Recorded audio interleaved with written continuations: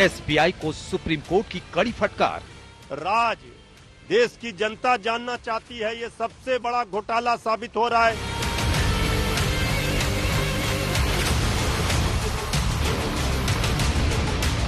Bond के number से होगा बड़ा खुलासा। हफ्ता वसूला गया है वो सामने आएगा।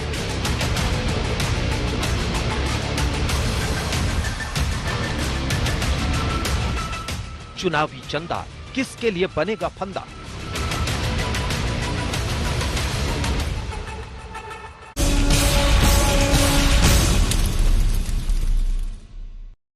सबसे बड़ी जंग, कम से कम जो पार्टी तक पहुंचता है पैसा, कोई भी पार्टी क्यों ना हो, वो व्हाइट पहुंचता। वो कांग्रेस पार्टी को देंगे तो हम परेशान करेंगे, ऐसा उनको डर था। हमें देंगे तो जहां कांग्रेस का शासन है वो परेशान करते हैं। बॉन्ड कितना मिला ये पार्टी के बैलेंस शीट में रिफ्लेक्ट होता है, और बॉन्ड कितना दिया गया एक कंपनी के बैलेंस शीट में रिफ्लेक्ट होता है। क्या गोपनीय बचा? गोपनीय तो तब होता है जब अब जो व्यवस्था होगी, कैश से चंदा लिया जाएगा, तब सब गोपनीय होता होगा। और कांग्रेस पार्टी को गोपनीयता से मतलब नहीं है। जब कैश से चंदा लेते हैं तो 100 रुपया पार्टी में जमा कराते हैं और 1000 रुपया अपने घर में रख लेते हैं। क्या इससे पहले जो सिस्टम था वो 100% परफेक्ट था क्या? नहीं। And let us just recall what my predecessor, when he brought this electoral bonds, Arun Jaitley ji said, he said, उससे बेहतर है भाई, कम से कम पैसा जो पार्टियों को चलता है वो अकाउंट के द्वारा चलने दो। पूरी सत्ता का दुरुपयोग किया इन्होंने। चंदा दो धंधा लो, चंदा दो धंधा लो, चंदा दो धंधा लो। ये चंदा और कहां से इन्होंने लिया, आप पूरे देश के लोग हैरान हैं कि electoral bond is going to be proved to be the biggest scam in the century. BJP knows it very well. और पूरे देश के सामने केंद्र एक्सपोज हो रहा है। किस तरीके से रोज रोज इंफॉर्मेशन को छुपाने की कोशिश स्टेट बैंक ऑफ इंडिया और इलेक्शन कमीशन कर रहा है। भाई अगर आपके मन में कोई चोरी नहीं है तो आप डालिए अपनी वेबसाइट पे। भारतीय जनता पार्टी अपनी वेबसाइट पे क्यों नहीं लिस्ट डाल रहा है? डाले, ये सारे डोनर हैं, हमें इतना करोड़ रुपया हमें मिला है। केंद्र सरकार क्यों ऐसी स्कीम लेके आई जिससे डोनर के नाम छुपाने पड़ रहे? स्टेट बैंक ऑफ इंडिया के द्वारा सरकार को बचाने के लिए, मोदी सरकार को बचाने के लिए जो कोशिश चल रही थी, उससे एक तरह से उसके खिलाफ ये फैसला है। इन्हें जो प्ली लिया है ये बड़े हास्यास्पद है। वो ये कह रहे हैं कि हमें सुप्रीम कोर्ट की जजमेंट समझ में नहीं आई।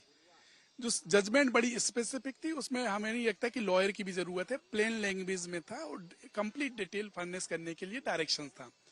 डायरेक्शन टाइम लिमिट में था। उस टाइम लिमिट के खत्म होने का इंतजार किया बैंक ने। उसके बाद एक एप्लीकेशन मूव किया एक इंटेंशनली, ताकि इसको डीरेल किया जा सके। एसबीआई का जो इलेक्टोरल बॉन्ड है, उस घोटाले का तो राज देश की जनता जानना चाहती है। ये सबसे बड़ा घोटाला साबित हो रहा है इस देश के इतिहास में। एडीआर की रिपोर्ट में 19-20 में 2 करोड़ और एसबीआई के डेटा के अनुसार 4 करोड़ 50 लाख। ये कहां से आया, किसने दिया, कौन सा ऐसा बिजनेस था? इन सारी प्रक्रिया की तो जानकारी आरजेडी को देना चाहिए। क्योंकि एसबीआई एक स्वतंत्र संस्था है और सर्वोच्च न्यायालय में मामला लंबित है। एसबीआई अपना वहां पक्ष मजबूती से रख रही है और जो आदेश आता है सर्वोच्च न्यायालय का उसका पालन भी कर रही है। एक कंटेम्प्ट पिटीशन एसबीआई के खिलाफ दाखिल की गई सर्वोच्च न्यायालय में, जिसपे सर्वोच्च न्यायालय ने ही कहा कि कंटेम्प्ट का मामला नहीं बनता है। ये जानकारी उपलब्ध कराए इलेक्शन कमीशन ऑफ इंडिया को, और इलेक्शन कमीशन ऑफ इंडिया को जानकारी दी गई, उन्होंने अपनी वेबसाइट पे डाली। उसका कुछ अंश और डालना चाहिए, ये सर्वोच्च न्यायालय ने कहा है। और एक नागरिक होने के नाते भी और भारतीय जनता पार्टी का ये मानना है कि सर्वोच्च न्यायालय का जो फैसला आता है वो मान्य होता है और हर संस्था को उसका पालन करना चाहिए, और उम्मीद ये है एसबीआई भी करेगा। लेकिन जो आज अब चर्चा का विषय है, मैं उस पर जो प्रश्न उठा रहा हूं उसके उत्तर मिलना अति आवश्यक है। विधि का ज्ञाता हूं। एक बात सारे दर्शकों को बताना चाहता हूं, जो घोटालेबाज और कमीशन खोरी की यूपीए सरकार थी, उस समय व्यवस्था क्या थी, ये हक है सभी नागरिकों को जानने का। तो करते ये लोग क्या थे कि ये दिखाते थे कि 20,000 रुपए से कम का चंदा पार्टी में आया, और ये प्रावधान था कि 20,000 रुपए से कम का चंदा अगर कोई दे रहा है, नागरिक हो या संस्था हो या कंपनी हो, तो आपको उसका नाम भी नहीं बताना है। तो आज पहला सवाल यह है कि जो एक इलेक्टरल बॉन्ड स्कीम हमारी सरकार लेके आई, क्या वो जो पहले की व्यवस्था थी, जो पारदर्शिता थी ही नहीं और कमीशन खोरी होती थी और घूसखोरी होती थी, उससे बेहतर है या नहीं है? तो उत्तर है बेहतर है, क्योंकि आज आप कनेक्ट कर सकते हैं कि किसने चंदा दिया और वो चंदा कहां गया। बैंकिंग सिस्टम के माध्यम से चंदा आ रहा है और जा रहा है। सर्वोच्च न्यायालय ने एक फैसला दिया जिसका सम्मान होगा। और मैं एक आंकड़ा और आपको रख दूं, 2004 से 2013 तक कांग्रेस पार्टी ने 2354 करोड़ रुपए, छोटा मोटा अमाउंट नहीं, 2354 करोड़ रुपया ये अननोन सोर्सेज से लिया है। ये इनका खुद का जो इलेक्शन कमीशन ऑफ इंडिया को जवाब है उसमें है। तो मैं पूछना चाहता हूं, ये 2354 करोड़ रुपया और जो पूरा चंदा आया था उसका 84%, 84% जो टोटल चंदा आया था उसका अननोन सोर्सेज से आता है। हाँ। 2802 करोड़ रुपए टोटल डोनेशन आता है। ये कैसी व्यवस्था थी एक भ्रष्टाचारी कांग्रेस सरकार में? मेरी दूसरी बात यह है कि राहुल गांधी ने कहा कि ये जो नया इलेक्टरल बॉन्ड सिस्टम है ये एक्सटॉर्शन रैकेट। अब मैं पूछना चाहता हूं कि इस नए सिस्टम में भी इन्होंने 1421 करोड़ रुपए लिया था, जो डेट निर्धारित करी गई सर्वोच्च न्यायालय की अब तक। तो ये पूछना चाहता हूं, ये 1421 करोड़ रुपए एक्सटॉर्शन रैकेट और घोटालेबाजों की बात थी, तो क्यों कांग्रेस पार्टी लेती थी? और क्या ये कांग्रेस पार्टी लौटाएगी? और अपनी वेबसाइट पे आप डालेंगे कि आपने किससे लिया है? आजाद भारत के इतिहास का सबसे घृणित और सबसे काला कारनामा भारतीय जनता पार्टी की सरकार की सरपरस्ती में हुआ है। धमकी दो धंधा लो, धमकी दो चंदा लो। 84 कंपनियां हैं, जानती हैं, जिन पर ईडी सीबीआई की रेड हुई और उस रेड के बाद इलेक्टरल बॉन्ड खरीदे गए। 25 कंपनियां ऐसी है जिन्होंने इलेक्टरल बॉन्ड खरीदे, उसके बाद उन्हें धंधा मिला है। और ये क्या इलेक्टरल बॉन्ड की स्कीम जब फाइनेंस बिल अरुण जेटली साहब लेकर आए थे तो कांग्रेस पार्टी अकेली ने विरोध किया था। मुझे दुख हुआ, आपके चैनल पर देश के गृह मंत्री जी झूठ बोल रहे हैं बैठकर। मैं सप्रमाण सिद्ध कर दूंगा उस बात को। सबसे पहली आपत्ति ली भारत की आरबीआई ने। आरबीआई ने 14 सितंबर 2017 को भारत की सरकार को लिखा। उन्होंने कहा साहब ये सीधे सीधे हमारे एक्ट का वायलेशन है। एक्ट का सेक्शन 31 वो कहता है कि कोई समानांतर रूप से बेरर बॉन्ड्स नहीं चलाए जा सकते। एक समानांतर करेंसी आप चला रहे हैं। और उन्होंने कहा कि ये सीधा सीधा पीएमएलए एक्ट का वायलेशन है, इसको मत करिए आप। उसके बाद निकल कर आए, दूसरा तोता उड़ा पिंजरे से, उनके पखेरु पंख फड़फड़ाने लगे। उन्होंने कहा कि अगर आज ये स्कीम आ गई तो बाद में हम दोष दिया जाएगा। तो 26 मई 2017 को इलेक्शन कमीशन ऑफ इंडिया ने बाकायदा चिट्ठी लिखी भारत की सरकार को।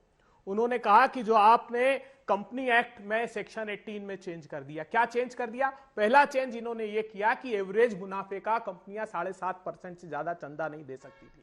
अभी हमने देखा ऐसी शेल कंपनियां जिनकी शेयर वैल्यू 130 करोड़ है और 400 करोड़ रुपए का चंदा दिया। दूसरी आपत्ति उन्होंने ली कि जो 18(3)A कंपनी एक्ट उसमें आपको स्टेक होल्डर को जानकारी मुहैया करानी आवश्यक है। आपने उस कानून को भी बदल दिया कि कोई उसमें जानकारी नहीं मुहैया कराएगा।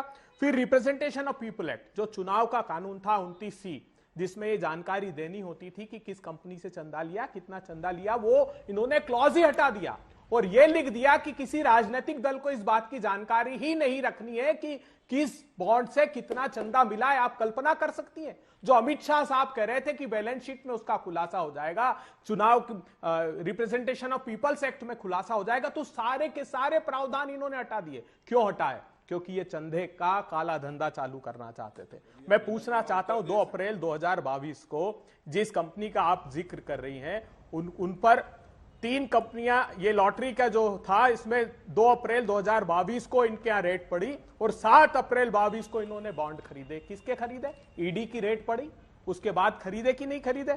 जो कलकत्ता मेट्रो डेयरी कंपनी थी उसका स्टेक जिन 3 कंपनियों ने खरीदा, उन 3 कंपनियों ने ईडी ने कार्रवाई स्टार्ट की, उन्होंने अपना इलेक्टोरल बॉन्ड खरीदा। Madanlal limited, MKJ enterprises, Canberry food spa, तीनों ये कंपनियां एक ही पते पर रजिस्टर्ड है। 573 करोड़ रुपए के बॉन्ड इन लोगों ने खरीदे। Chennai Green Woods, Yashoda super speciality hospital, Aurobindo pharma, Shirdi Sai electricals, Kalpataru developer, DFL, लंबी फहरिस्त है अंजना जी। तो ये संदेह इसलिए उत्पन्न होता है क्योंकि इन्होंने ये एक्ट में चेंज कर दिया। हम चिल्लाते रहे, राहुल गांधी से लेकर समूची कांग्रेस पार्टी अरुण जेटली साहब को प्रधानमंत्री जी से गुहार लगाती रही, और हम ही नहीं, आरबीआई और इलेक्शन कमीशन ऑफ इंडिया भी गुहार लगाता रहा कि ये काले कारनामे भविष्य में होंगे, मत करिए। लेकिन इनका इंटेंशन मेला फाइट था, ये चाहते थे कि ऐसी कंपनियों से हजारों करोड़ रुपए इकट्ठा कर लें जिनसे 2 काम करते हैं।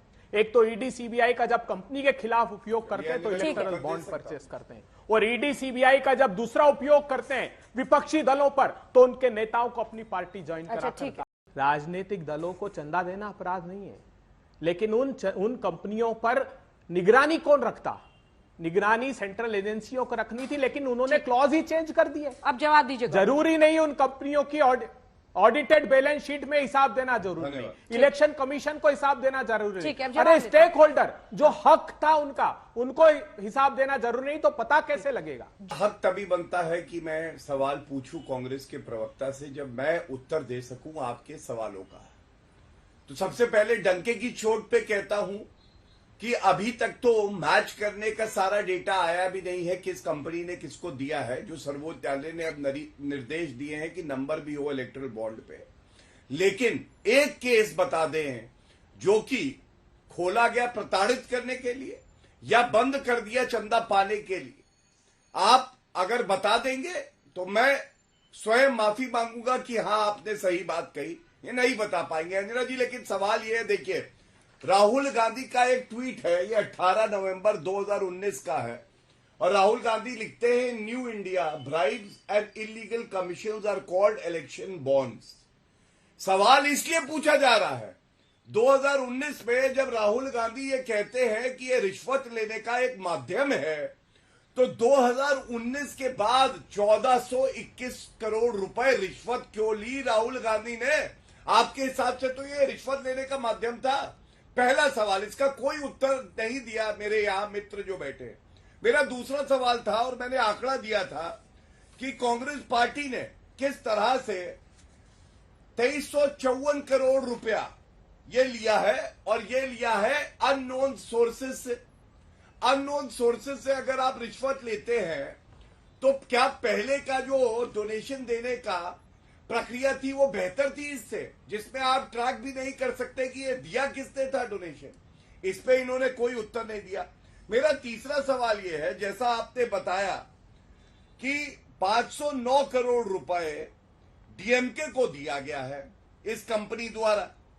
अगर 509 करोड़ रुपए डीएमके को दिया गया है तो ये कितना उचित है, कृपया करके ये बताइए। अब टीएमसी भी आपका घटक दल है, उसको 1609 करोड़ रुपए इलेक्ट्रल बॉन्ड से मिला है। एमके को टोटल रुपया जो 640 करोड़ मिला है। हाँ। इसी तरह से आरजेडी को 72 करोड़ रुपया मिला है। तो क्या ये पूछा नहीं जाएगा मंडिया इंडिया अलायंस के भ्रष्टाचारी सारे इकट्ठे हो गए हैं, ये लोग क्यों चंदा ले रहे हैं जब ये उंगली उठाते हैं कि सरकार ने गलत किया इलेक्ट्रल बॉन्ड की स्कीम लाके? आपको तो नहीं लेना चाहिए था क्योंकि आप तो इसको मुद्दा बना रहे थे। और हाँ, तोते उड़ाने की बात करी इन्होंने, तो आपने तो इतने तोते उड़ाए हैं, पिंजरे का तोता याद है सीबीआई को बना दिया है। ये तो सर्वोच्च न्यायालय ने आपके लिए कहा था। आपने 2 तोते उड़ाए थे जब जो जूनियर न्यायाधीश थे सर्वोच्च न्यायालय में, उनको आपने मुख्य न्यायाधीश भारत का बना दिया था क्योंकि इंदिरा गांधी कहती थी हमें कमिटेड जुडिशरी चाहिए। आपने एक और तोता उड़ाया था, वो तोता जो थे वो सीवीसी थे, केवी थॉमस, उनकी नियुक्ति करी।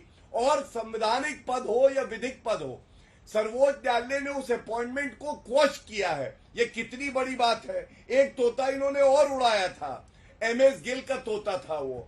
इलेक्शन कमीशन ऑफ इंडिया, इसका चीफ इलेक्शन कमिश्नर बनाया क्योंकि वो गांधी परिवार से बहुत नजदीक थे।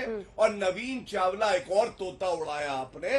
वो तोता ऐसा उड़ाया, वो गांधी परिवार के घर पे जाके बैठ जाता था। बताओ कि क्या करना है। जब आपत्ति करी थी तत्कालीन chief election commissioner N. Gopalaswami ने कि इनको नहीं बनाया जाए, तो तोते उड़ाने की बात आप ना करिए।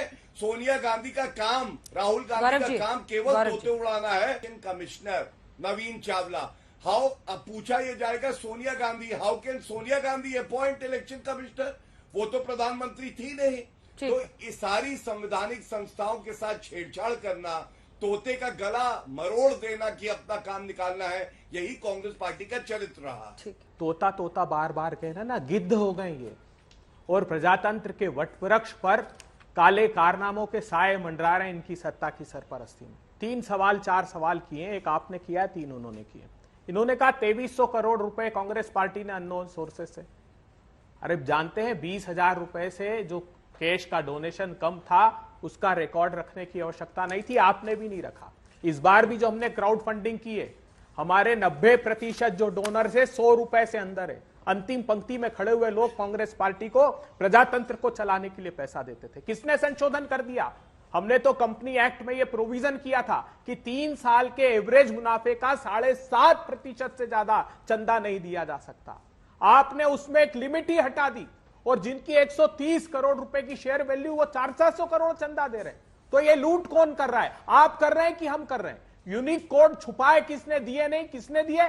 आपकी SBI ने। 30 जून का वक्त किसने मांगा? उसमें इतना साहस है क्या? जब तक मोदी सरकार इशारा नहीं करे। आप चाहते थे कि सर्वोच्च अदालत के माध्यम से देश के लोगों को यह बात नहीं पता लगे, देश के लोग ये नहीं जान पाए कि ये काले कारनामे करने वाली कंपनी, या जिनको छापा डाला आपने दबाव बनाकर 8,000 करोड़ रुपए का, 70 साल में किसी राजनीतिक दल ने नहीं किया जो आपने 7 सालों में ये काला धन इकट्ठा कर लिया। प्रधानमंत्री कहते थे विदेशों से काला धन लाऊंगा और सबको बताऊंगा। वो SBI के से जो काला धन बटोरा है उसको बताने में डर रहे हैं। तो भयभीत तो ये निर्भीक है। हमने उस कानून का भी विरोध किया था। और जहां तक जानकारी की बात, सुनिए ना, जानकारी की बात है तो जो इलेक्टोरल बॉन्ड दिए जाते हैं राजनीतिक दलों को, सुन लीजिए, RBI ने यह कहा था कि आप इसको फिजिकल फॉर्म में मत रखिए, क्योंकि कोई यूनिक कोड उन बॉन्ड्स पर नहीं होता है, कोई ऐसा ही उस पर लिखा हुआ नहीं होता है कि किस कंपनी का डोनेशन, वो राजनीतिक दलों को दिया जाता है। एक बात सुन लीजिए, और ये जानकारी सिर्फ झूठ मत बोलिए, आपके बीच में नहीं बोला, ये जानकारी है, अगर ये जानकारी है तो मोदी सरकार को, मोदी जी को है, और अगर दूसरे किसी के पास है तो वो SBI के पास है। SBI के कर्मचारियों के पास भी नहीं है। इतने कॉन्फिडेंशियलिटी क्लॉज आपने डाल दिए, इसलिए तो वो यूनिक कोड देने से डर रहे हैं। मैं दावा करता हूं किसी राजनीतिक दल के पास वो सूची नहीं है, क्योंकि एक्ट को ही अमेंड कर दिया इन्होंने। सेक्शन 29A जो RP एक्ट था, जिसमें जानकारी की बाध्यता थी, या सीधा सा सवाल है, मोदी जी ने यूनिक कोड नंबर क्यों नहीं दिलवाए सुप्रीम कोर्ट में? हम तो 10 दिन में आइडेंटिफाई कर देते मैच करके।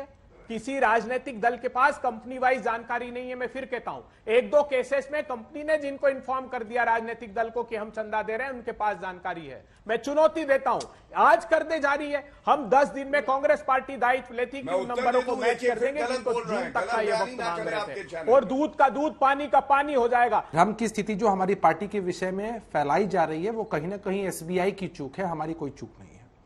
15 फरवरी 2024 को सुप्रीम कोर्ट के वर्डिक्ट में ADR ने बताया कि 2019-20 में JDU के पास 13 करोड़ के इलेक्टोरल बॉन्ड थे।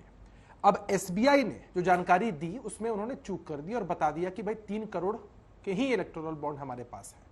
अब ये डिफरेंस 10 करोड़ का आपको दिख रहा है, जिसको लेकर कहीं ना कहीं प्रायोजित किया जा रहा है कि किसी ने हमें दे दिया और हमने इन बातों को छिपाया है, जो कि वास्तविकता से एकदम इतर है।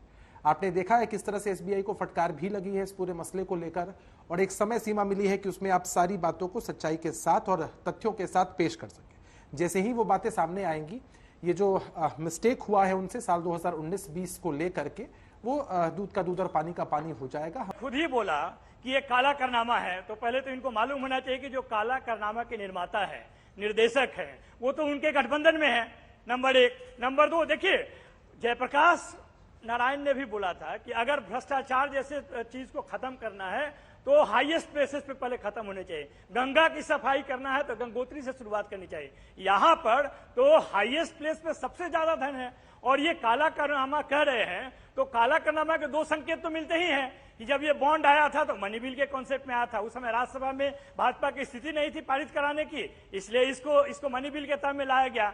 दूसरी बात कि इसको आरटीआई के दायरे से दूर रखना, ये भी उस चीज को छुपाने का है। तो बचाने का छुपाने का जो क्रियाकलाप है वो तो खुद भारतीय जनता पार्टी करती है और उसके साथ में आप सहयोगी है। दूसरी बात जो सबसे महत्वपूर्ण है कि आप ऐसे ही काम करते हैं, जब जाति जनगणना होती है तो कहते हैं गणना ही खराब है, हमारे घर तो कोई आया नहीं था। अरे आपसे कहा जा रहा था कि पूरे देश में गणना कराइए, तो आप नहीं करा सकते हैं। एक सरकार जब करा रही थी तो उस पर आप सवाल उठा रहे हैं। ये जो कानून आपने बनाया है, जिस भी राजनीतिक दल को जो भी मिला है वो तो इस कानून के पालन के तहत मिला है। किसी ने, आरजेडी ने खुद बनाया है इलेक्टोरल रोल, या किसी और पार्टी ने बनाया है। जिस पार्टी ने जो सत्ता में है, आपने अगर ये बोला कि सत्ताधारी लोग इसको मैनिपुलेट करते हैं, तो भारतीय जनता पार्टी ने तो मैनिपुलेट किया है। प्रक्रिया को अगर हटाया गया और इलेक्टोरल बॉन्ड लाया गया और जिसमें क्लेम किया गया कि इसमें पारदर्शिता है, जैसा कि गौरव भाई बोल रहे हैं, दूरदर्शिता है, तो इसमें तो सुप्रीम कोर्ट के निर्णय के बाद तो पारदर्शिता और दूरदर्शिता का सच तो लोगों को दिख गया। मैं बहुत लास्ट पॉइंट, जैसे आप पहले बोलते थे या लोग सवाल उठाते थे कि जब ईवीएम नहीं था और पेपर बैलेट था तो सारा जब्त हो जाता था, उस पर लोग कर लेते थे। तो ये ईवीएम आया, उसके बाद लोग क्यों सवाल उठा रहे हैं? जब किसी न किसी तरह से उसमें मैनेजमेंट हो रहा है, पहले ज्यादा पारदर्शी व्यवस्था तो सवाल तो उठाए जाएंगे। अच्छा है, पहले क्या था तो पहले कंपनियां चंदा देती थी, वो अपने एवरेज मुनाफे के 3 साल का 7.5% से ज्यादा नहीं दे सकती थी। पहले कंपनियां चंदा देती थी तो कंपनी एक्ट में उनके स्टेक होल्डर्स को बताना पड़ता था, कांग्रेस को दिया है, बीजेपी को दिया है, आरजेडी को दिया है। पहले चुनाव आयोग का जो कानून था पीपल्स रिप्रेजेंटेशन एक्ट का, उसका सेक्शन 29C में चुनाव आयोग को कंपनी का नाम बताना पड़ता था कि इस कंपनी ने इतना चंदा दिया है। ये पारदर्शिता पूरी तरह से खत्म कर दी इन्होंने, क्योंकि ये अपने काले कारनामों पर पर्दा डालना चाहते थे। कितनी बेशर्मी से कहते हैं कि पहले से अच्छी व्यवस्था थी, पहले ये सारी व्यवस्था थी। देखिए, सारी बातें मान लेते हैं जो राहुल गांधी ने कहा और यहां कांग्रेस के प्रवक्ता ने कहा, लेकिन तर्क संगत बात तो करें। अगर ये इलेक्शन रैकेट था तो कांग्रेस पार्टी इसका विरोध करते करते भी चंदा ले रही थी इलेक्टोरल बॉन्ड से। वाह, क्या पार्टी है, दो मुहैया साहब कहे आपको, कहते कुछ है करते कुछ है। दूसरी बात, इन्होंने मुंह से बोला कि नरेंद्र मोदी जी ने सारे, बीच में ना बोले, देखिएगा, नरेंद्र मोदी जी ने आंकड़े नहीं उपलब्ध कराए। अरे पार्टी एसबीआई है, अभिषेक मनु सिंघवी से थोड़ा न्याय और कानून सीखिए। आपको जब कुछ पता नहीं होता और नरेंद्र मोदी जी का नाम आप ले आते हैं। तीसरी बात, अगर पारदर्शिता की होगी, पाकिस्तान की कंपनी हब पावर से आपने 1 करोड़ रुपए चंदा लिया है 18 अप्रैल 2019, और चंदा लिया है चीन से भी।